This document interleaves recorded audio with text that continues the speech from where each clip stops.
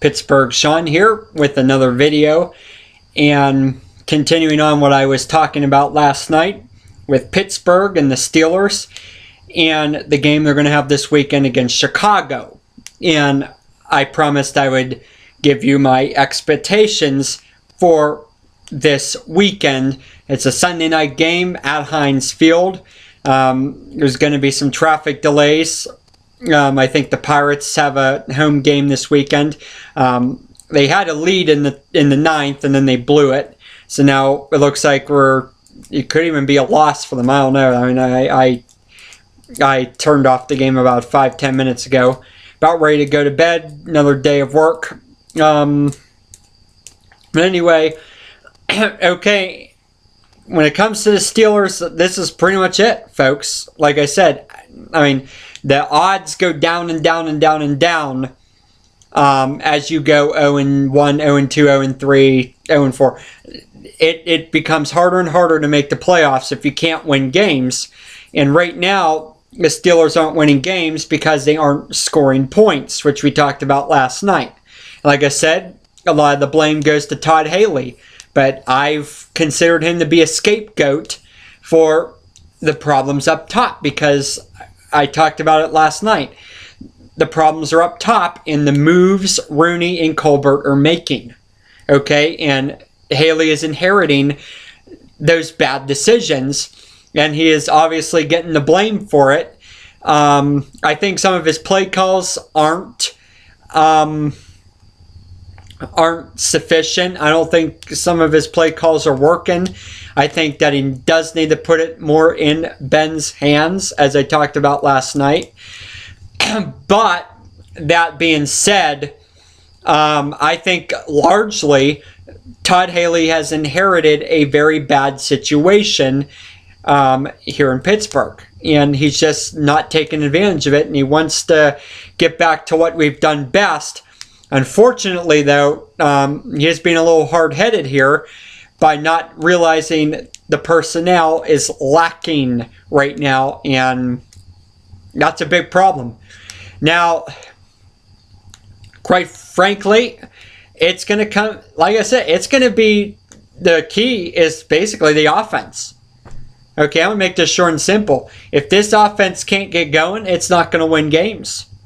And that is going to be the case this weekend. If this team can't get going, if this offense can't get going, if we don't start putting in Ben's hands and have him freestyle the offense, then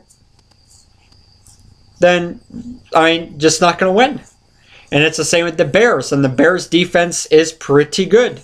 I mean, there are some big plays they've given up in the past couple of games, but the Steelers, to me, have no offense. And I have no confidence they're going to get an offense here against Chicago. I could be wrong, but I just don't got the confidence. On the defensive side of the ball, they're decent. They're not as good as they used to be, but they're still decent. And they're probably going to try to keep Pittsburgh in this game. But my anticipation is that the Chicago Bears are going to score at least one defensive touchdown. And it's possible they could set them up for at least 10 or 14 easy points. Okay? That's just how I see this game unfolding. I don't think Pittsburgh, with the way this offense is playing, stands much of a chance. And if that's the case, then we need to start talking about the offseason. I hate to say it. And basically, I'm going to have to give you some history lessons here as to what's happened and go from there while we count down till Penn season, which is going to start pretty soon here. It's already preseason. But like I said, this is tough. And I just don't see it. I don't see Pittsburgh winning this game because they just aren't. Their offense just isn't good. Their offense, all right, they're pretty much Jacksonville on offense. Okay, Jacksonville's offense sucks ass. And guess what? So does the Steelers. I mean, you pick them, toss a coin up, and heads or tails, whichever side it lands on, that's the team that has the worst offense. I really think it's a toss-up. I really do. I think the Steelers and Jaguars both have terrible offenses. I think they're both pretty much equally as bad. And that's why both teams are winless right now. And like I said, the Steelers, 9.5 points a game. That's it on offense. And 2 of those points was from a safety. So you're looking at a 10 and a 7 here. You're talking about 17 offensive points in 2 games. I think that's embarrassing. Okay, and that's 8.5 points a game. And like I said, I don't think play calling's been particularly good by Todd Haley. And my guess is he's going to be fired at the end of the year. But, I mean, like I said, he's largely the scapegoat. Anyway, to make this, to shorten this video up here, get to the point, I see the Steelers committing multiple turnovers. Their offense sucks. They're not going to move the ball anywhere. And I say Chicago easy, 24-3 in that ballpark. That's what I've been saying on Facebook. Chicago will win by 21 points, by 3 touchdowns, easy.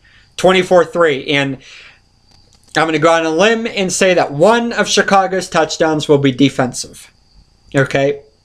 So, the Bears on offense will score about 17 points. Maybe the defense will set them up for another field goal. So, basically, they might get 2 touchdowns on the Steelers, like the other teams have done, the Titans and the Bengals. I think the Bears will get about 2 touchdowns against Pittsburgh. But the Steelers offense will do nothing. And it'll be 24-3. Bears, easy victory. 1 defensive touchdown by the Bears. That's what's going to happen. And that's just how I see it. Like I said, I see nothing from the Steelers offense to make me think any different. They are a bad team right now. And like I said, it could be, I mean, we could be really drafting high this year because it's a terrible team. I don't see how this team wins. I mean, it'll be a miracle if they win 4 games this year with the way their offense is playing as of late. So that's just my take. But of course, they could turn a corner. I'll eat crow if they do. Not literally, of course, but I'll do a crow video if they win. But just see nothing in them that's going to make me think they're going to win. And like I said, a lot of it's front office. The front office with Rooney and Colbert has screwed this team, and we're going to be suffering the consequences for some time to come. Anyway, that's it. I got to get up tomorrow. Another work day on Saturday, on my birthday. 7 to 1, so I'm pretty much ready to go to bed here. But have a good one for now.